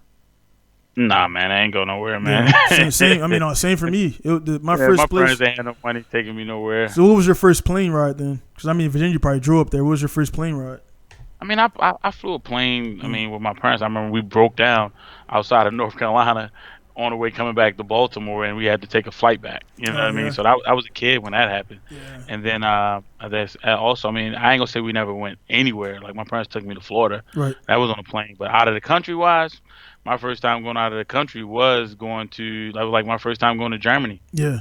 And it was like amazing. Yeah. And then had the opportunity. Well, Hawaii is in America, so no. Yeah. Hawaii. Yeah. Yeah. So and then that in the DR, but Germany was the first time third world country. Like I knew no one, and I couldn't speak their language. So it was like I don't know how are you adapting to being over there like that? Like, you know what I mean? It's funny, man. Your first time going to Germany. My first time was Ireland. They're like right next to each other. So that's my first time leaving America. For me over here in Japan, man, it's the same. Because I'm right near the base, I interact with Americans every day, and my customers are. My customers are 98% Americans because Japanese people seeing a black dude with a mohawk and he's like 230-something pounds, and they found out I do jiu-jitsu and judo. They kind of like they're standoffish. So in Japan, man, Japan is a great country, but they're undercover prejudice. Everybody's prejudiced, as different cultures, but they won't say it to your face, but they'll do a lot of things, man. They won't give you bank loans. They won't do this. They won't do that. And so the customers. I'm good at what I do. I tell all my customers, man. I'm the only pro shop. I'm the only pro American shop on mainland Japan, and I happen to be a black dude, man. So people knock me for that. Some guys I call it like it is. Some white guys come here, and they be like, can I speak to the boss? I'm like, you speak it to him. I'm the owner. And then they kind of like they kind of rethink what they're saying. And then like I say, I tell guys, man, email is cool, which that's how I do my business. But I'm like, if it's starting to get a misunderstanding, I tell them to come see me, and then they come in there with the energy, and as soon as they get out the car and they see me, man, the energy I can see just goes away. And I'm not trying to be like a tough guy, but it's like, hey man, like come with that same energy as that email, then because they trying to tell me how to do my operation, I'm like it's gonna go my way or not at all. And Yeah. I need the money to be honest, but at the same time, I won't sacrifice my morals and what I was brought up with, and the way you interact with people is respect. You give it to receive it. And some of these dudes is like, oh, I'm gonna bring my car there on this day, and I'm like, no, you're not. You're gonna schedule it, and then you're gonna get on my schedule. You're gonna wait 2 months because I got people before you, and then when I hit them like that, they respond, oh, cool, and the order didn't respond at all. So it's like I just filter it out. Life is too short, man, and being from Baltimore, man, and trying to not revert back to that, because some dudes, man, they just seem like they ain't never been slapped before, man. They ain't never been. They ain't never been in a schoolyard fight. They ain't never get beat up. They ain't never played sports and been dominated by another man. And they don't have the humility of like, dude, you go to the weight room 3 days a week, man. But I'm telling you, dude, that don't work, man. That don't work. There's a different strength, man, from an offensive lineman, D lineman, that'll just swim you, standing right in front of you and throw you 3 feet. It's a different, and they get this door cold. You get this door cold. It's a different. It's a different set of. It's a different strength level than most people are used to, man. So they don't, you get used to it, man. But it is. But for me, man, being over here, it's it's I make it happen. I make it happen because I bring that same American mentality, which is going out there. Like I said, I went to Coach Pete's office and like, hey, man, I quit, but I want to do it.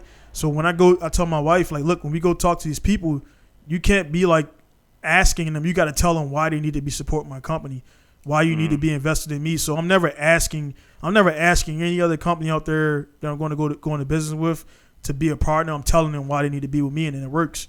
Because I'm telling them straight up, hey, man, I'm going to do this for you. I'm going to make this numbers. I got the social media. I got over 1 million people collectively. This company is just going to sell your product, and they're going to do that what's that field of dreams, if you build it, they would come type shit. I'm going to make them come to me. So, I mean, again, there's me and another guy. There's 2 American shops in the whole Japan. One is in Okinawa, and I'm the only one here, legal, like tax-paying person. So, wow. You know what I mean? And I got that, and I carry that energy, man. Like, look, man, I know how good I am. So if you want to go to this shop, go to that shop, and then you're gonna pay double when you come back to me, and it happens, man. They go to some other shop, get it done, pay less. 3 weeks, the car broken. Then I come back here, they fix it, man. So I'm kind of like people like, oh man, you like Kanye. I was called Kanye West because they see the cars. I got a bunch of cars, but they're like, man, all black people are successful like this. I'm like, nah, man, we know our worth and we know what's against us, and I don't shy away from that, man. I know what they're thinking when they first see me, and then when they see the operation, the organization, the emails, the invoices, they're like, oh man, you do all this by yourself. I'm like, yeah, dude. You know what I mean? It's more of us out there like that. You know what I'm saying? So, yeah, it is. Yeah, it is. You know what I mean? So again, man, I definitely applaud you, bro. Like, you mean, I respect what you do. I've been following you for a while. You know, even though we haven't had the opportunity to talk to each other. Yeah, I respect everything you do, and I follow you. I see you and your beautiful family, man, and I see you making it happen. Like, you ain't trying, bro. You're making it happen over there, man. So much applause to you, man. Keep doing it, bro. That's why I want to get you on, man. You know, because it's been years, man. Like, it's crazy, man. I got kids. It's crazy that now, man. It's been 20 years, like, or more, man. So wow, it's about to be 20. Yeah, so it's been close. Matter of fact, you might got to come back. I think we're gonna do a little reunion this year. Yeah. Yeah, just keep me up to date on that, man. I'm definitely gonna come back and see people, because I got family, man, that ain't seen me for years, and I got some grandparents that are getting older, and they ain't got too much time left. And I want to get the kids over there. So with all the stuff happening right now with the corona, man, like how is everything going on that end for you guys, man? Man, it's really crazy. So everything is, they want to lock down everything. There and here in the U.S., well, here in Maryland. The governor is allowing people, to basically walk dogs, to go outside and exercise, but most businesses are closed down. Only things that staying open right now are the markets, the food markets, and they got the transit system is kind of scheduled all the way down, because you still have some essential workers that need to get to work through the transit system in the area. But other than that, man, I mean, people got to kind of start taking this thing a little bit serious for us to go away. Right. We start all taking it serious and kind of stop social gathering and passing it along, and really taking this 6-foot thing a little serious, and really washing your hands and really making sure that you don't have it. Then we're going to kind of stay this way for a while. I feel like. I mean, I'm hoping that it go away before the summer get here, but You never know, man. Like this is, I mean, they working on the antibodies and they're working on the vaccines, which is going to take a while. But the antibody is what we need. You Right. know what I mean? Kind Right. of cure the people who's really sick, so they can stop dying. Because Yeah, it's man. sad. I think we up to like 1,300 people or something. It's a lot, man. Yeah. It's scary and crazy at the same time. Because Yeah. we Yeah. evidently in our lifetime we never seen this. Yeah, yeah, and we never seen it. And plus, like another, what I was talking to somebody recently about it, man. Is again the last time I think the last biggest one was like H1N1 or SARS or something like that. Yeah, And when SARS. and when that happened, like social media, it wasn't as popping as it is now. So everything is just magnified, man. Because you can go on CNN from your cell phone, like everything is in your pocket now. So the news, so many news outlets, who's saying the real thing. Somebody's benefiting from it. Isn't that scary? Like, Yeah, yo, it's all crazy. this stuff that people are saying, you don't know who's telling the Yeah, truth and yeah, who's real, who's not. yeah. I mean, and so the new thing that they coming out is trying to say this coming from this damn, what is it, the 5G network. Right, right, right. Like, come on, like, all Yeah. right. So, And like, okay, and all that that stuff. The don't seem launch, to yeah, me. because the launch happened in the same weekend and everything. Like they trying to, the conspiracies guys are like, adding all this stuff up, and to me, man. It's kind. You got the 5G releasing the whole thing with America and China. You got the elections coming up, so it's like all that stuff. Like it's just ironic that happens in the same time. But I mean, for the people, the boots on the ground, us, man. It's like we go, our main thing is providing for our families, man, and making sure they're good to go. And that should be the focus of most, and it's keeping your family safe and doing your part. That's all you can do. Sadly, is just do your part, That's man. it. And Yeah, and I'm an essential worker right now. So besides me working for the NFL and the PA, I yeah, work for Amazon. So I okay, have so I put vans on the road every day to deliver the packages, man, and just have an opportunity to be in that space.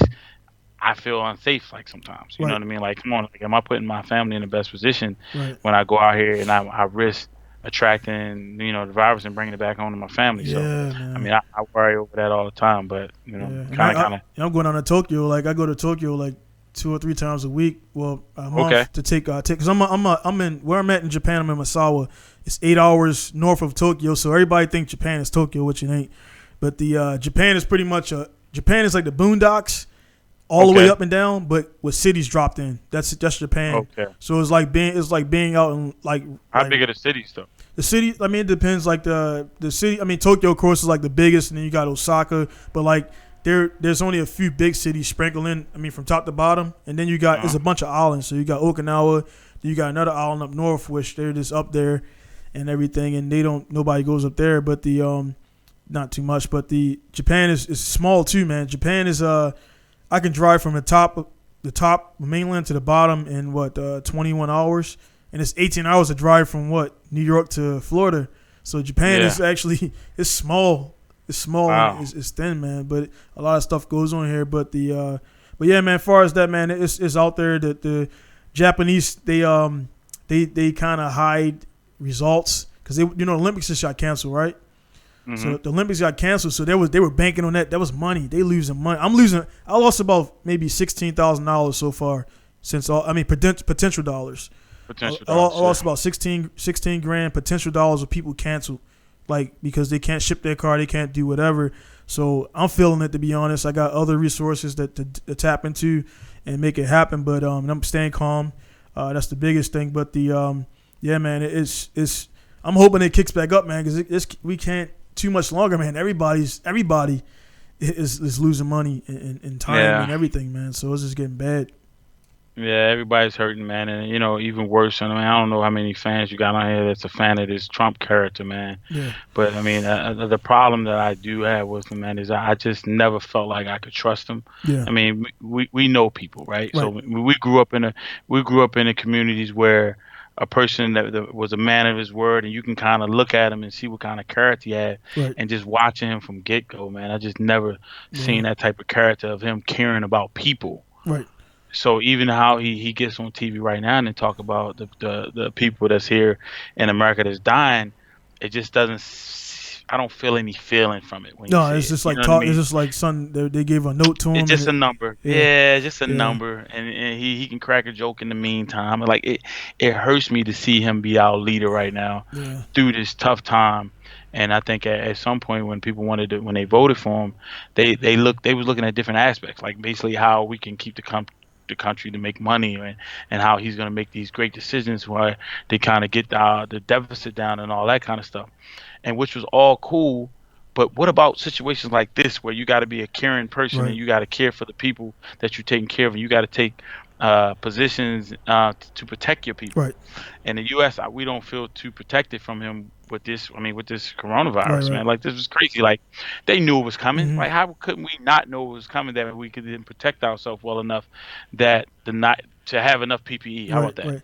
To have enough PPE for the hospitals. Like, that's like the biggest thing. And the reason why, I don't know if you noticed, but like when it happened in Suhan over there in Japan or in China, the reason why they was able to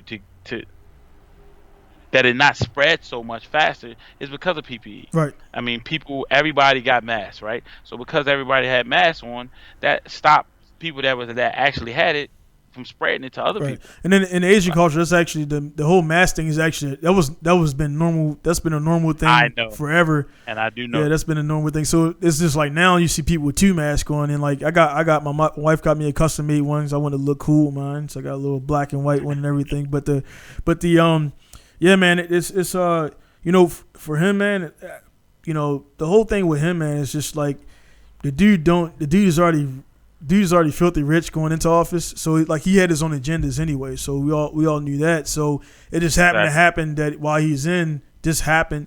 So my thing is like everybody's bringing up Obama was this, Obama was that. I didn't vote for Obama or anybody, but it's like if he was in, it probably would be handled a little bit different. And then $1,200 that he's throwing in people's faces, like, dude, $1,200. If you got a family, you got a son in college, you got your daughter's going to go to college, dude. $1,200 ain't to the average Joe. Yeah, that seems like some Jordan money or whatever, because they ain't gonna spend it on what they need. $1,200 ain't paying, but they ain't paying nothing, man. Right, and he want to give it to stimulate the market, Yeah. but if we're on lockdown, where the hell are we going to spend? When the hell are we spending Online, that? Where are we stimulating the market? Amazon. Yeah, on Amazon. So Amazon is the only one getting stimulated. I'm making the money, and I'm fine with that too. But it just doesn't seem right. It just seems like another opportunity for you to fund or feed your people that's funding everything you do. You know what I mean?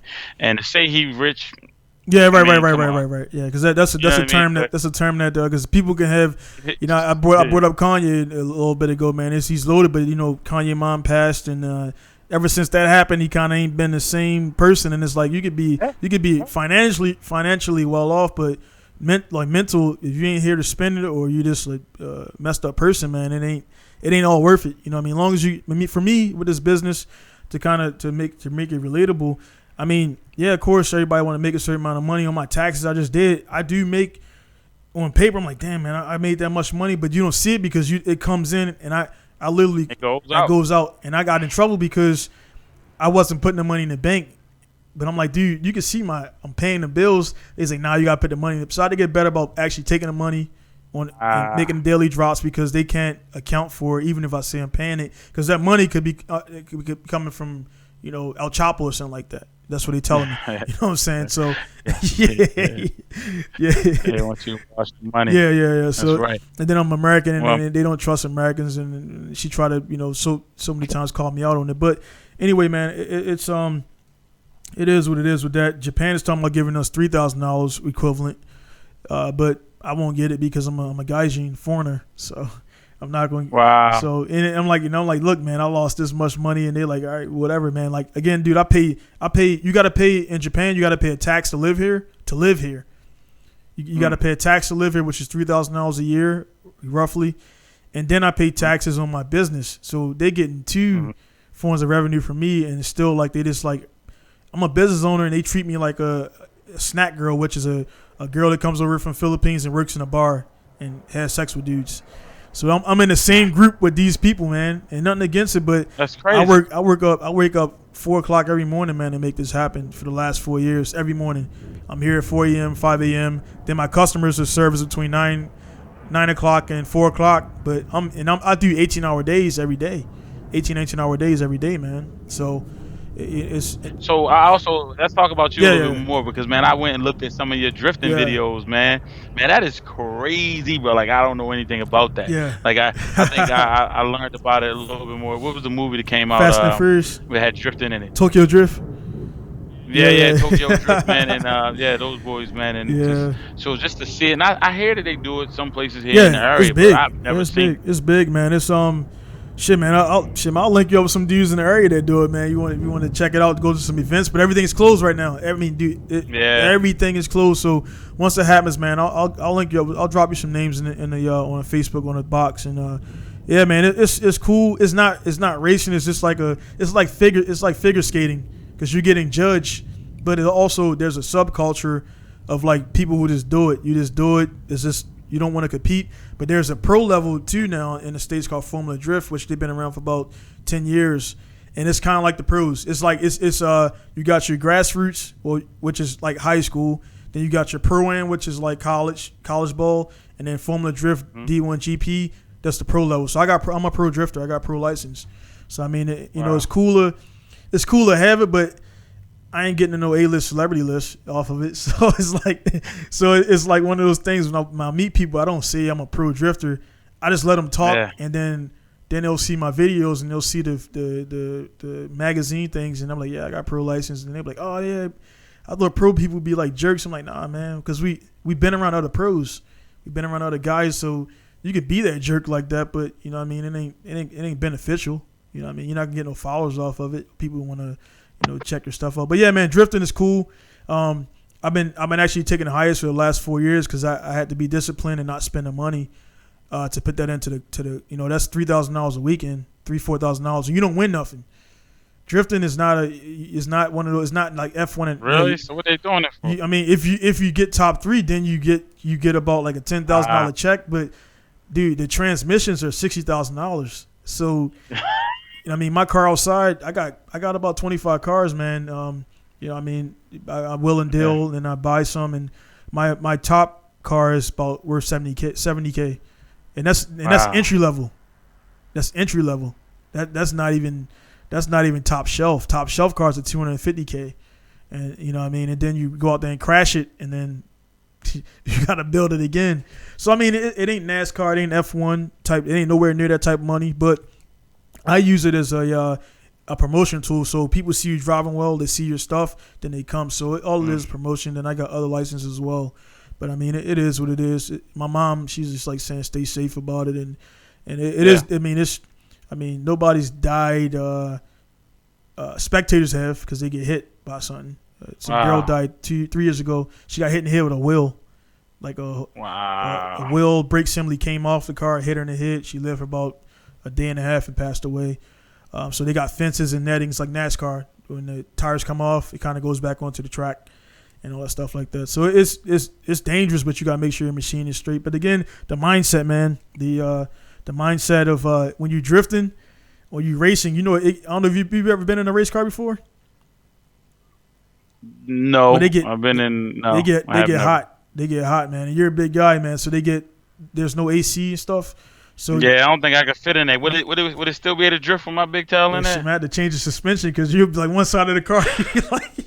Laid it. We had to flip over. So that's another thing too, man. I'm like one of the few guys that drift that are muscular. So when they see me, they're like, "This dude drifting," and you go out there. I mean, the car is 500 horsepower, so it supersedes your weight. But yeah, man, you lose in NASCAR. They lose what? They lose about 15-20 pounds per race from sweating.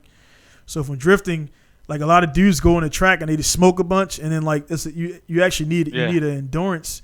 So like when I'm in a car, man, I think about, this is weird, man. I think about August 15th, summer practice, because that's the hottest I've ever been in my life up until going to Iraq and Texas. And but you got the helmet on, you got the gear on, the fireproof, so and you're strapped in the seat. And yeah, man, you get hot, you lose weight, and if you don't drink, you get dehydrated, then ball game over. So yeah, man, it's kind of like it is a sport, believe it or not. Even though you're sitting there, you're sitting there, but you gotta have because there's some dudes. You gotta be in shape because there's some dudes that are there's some guys that are overweight and they do about 20 laps. They come off and they got the sweat towel and they're huffing and puffing, and then you can't focus and you crash your car. So it's you do gotta be in shape and everything, man. So I mean, as far as being in shape, man, I mean, I got some love handles right here and everything, but I'm still. I just lift car parts, man. I haven't lift weights in the last 4 years. Really? I haven't been in the gym in 4 years. haven't touched a weight. I just lift. I do jiu-jitsu, judo. I lift people and I lift car parts. That's it. And that's how I stay in shape, man. So, the grip strength is there and everything, but it is what it is, man. So, what you got coming up in the future, man? What you got going on in the near future? You were doing a fantasy league at one time, weren't you? Or you still doing that? Yeah. So we started a business called Hyper Fantasy Football. I haven't dealt with it in a while because kind of moved on and messing with other different business things, man. So, nothing much right now. I bought a franchise with Under Armour. I run a flag football league with Under Armour called Under the Lights. So kind of getting that going with kids. Right now, evidently we can't do anything, but just working with that. And then like I said, I have a delivery company with Amazon, delivering Amazon packages. So I got a couple of those blue vans out here delivering people packages. So just keeping it all going, man, and just taking care of the fam, man. I'm happy I got a son in college now, so I get the opportunity just to go watch him play. You know what I mean? Yeah. So that's gonna be a lot of fun this year. So he redshirted his first year, and this year I'll get a chance to see him play. Yeah, we'll do it again. We'll do this again, man. Because I see you looking up the clock, man, and everything. So I gotta get. Actually, I'm looking at my clock too. Because I got customers. I got security cameras out there, and they actually lined up right there right now. But they got, like I said, I got that schedule, man. So they know what the deal is, man. So, but hey, man, I mean, it's much more I wanted to talk to you about. We'll definitely get on this again. Well, let's do this again, man. No doubt, man. I'm definitely open, man. Listen, when you hit me up and say, "Hey, Murph, I want to get you on the pod," you already know you my boy. His hands down. You got. See, that's the thing, man. I knew that, but I still give the guys a common courtesy because I'm just jumping like, "Hey, man, get on my like." I know you got family, you got your stuff, so I ask everybody. Most of the people I ask, I know they're gonna say yes before they say yes, but I can't assume. But yeah, man, and we all busy and every stuff like that, man. So we definitely gonna do it again and make it happen out there again, brother. I'm like extremely proud to be a friend of yours, man, and a brother of yours, and my thing, man, is just being an older guy, man, and seeing where we're from is just that seeing guys get out of there, man, and not saying get out of there and lose yourself, but just because people see us, man, and I know we motivate guys like dudes like Norman Jackson. I'm like, man, this dude on the wire. I'm like, I play with this guy, man. Always funny dude, man. And I watched about 3 episodes. I'm like, dude, I know this guy, dude. And then when they went to his house when they got missing or whatever, and I seen they had a picture of him in his Emerson uniform, I was like, dude, that's Norman. I'm like, that's fucking Norman. And then Danny got in a few episodes and some stuff, and to see guys get out of there, man. And the guys that are still there that happen to watch, man, life ain't over, man. I ain't saying to abandon your family, abandon Baltimore, man, but we know what Baltimore is. Those who watching, I ain't got to explain it. We know what's there. We know what it's about. But don't be afraid, man, to I see Danny went out to Atlanta. And that's the move, man. It's like, dude, you got to do it, man. You got to get out of there and break that cycle. And I know I've done it for my family. I got a lot of people I ain't never meet that they're 15 years old, 16 years old. I left when they were babies. They only know who I am. So when I go back and talk about stuff, and same for you, man. Like we're definitely helping doing the thing, man. But hey, man, I don't want to start talking again, man. But again, man, thanks for stopping in. And hey, for sure. Yeah, man, we'll do it again. Because I know I got questions now. But all right, when one guy asks, you remember Chris McAllister and Will Demps? Did you play with those guys? So Chris McAllister is a lot older than I am, but so he was with the Ravens. Will Demps was with the Ravens around the same time with those guys. Those guys ended up winning that first Super Bowl with the Ravens. Yeah. So I didn't play with him though. Okay. So there you go, Chester. But yeah. So now we're over now. The questions coming in, but it's all good. I'll do a little bit more lead time. What's the way? Well, come on, shoot him, though. Shoot the questions, and I got you before I get off. Let me see. They got the. Let me see right here. Well, actually, man, that's it. Actually, now I'm looking at them, man. They're the same. I already asked them because the one guy asked. My guy Gerard asked like, what was the biggest difference between high school, whatever. And one guy asked about I guess because it come to actually one. Sorry about that. Well, listen, what we're going to do, like, don't forget, like, they can continue to ask more questions once you post it on the page. Yeah. And then the next time, man, we can invite them on back on there, and I'll definitely answer questions. We'll do that, man. Like I said, I'm going to let you get out of here, brother, and I got to get to my day. It's just starting your day, wrapping up and everything. But, hey, man, again, brother, thanks again. This will air probably this will air tomorrow, same time. So that you'll be able to watch it back and everything, and it's definitely not going to be the little camera image you see here. It's a lot more HD quality, but we'll do that and everything. Again, guys out there, thanks for tuning in. Be sure to be sure to drop those questions in Pinku's podcast at pinkustar.com. If you got any questions for Jason here, send them to me. I'll get them to him. And the next time we get on here, we'll schedule it, a little bit from now, and get some updates and everything. Hopefully, after all this Corona stuff blows over and everything. So, guys out there, again, just keep pushing forward, man. We still living, we still breathing. You can make it happen out there. So, thank you guys for tuning in. Thanks, Jason, for being a guest. And I'm going to see you guys later. It's going to be Donald signing out from Misawa, Japan. Jason you're in Baltimore, correct?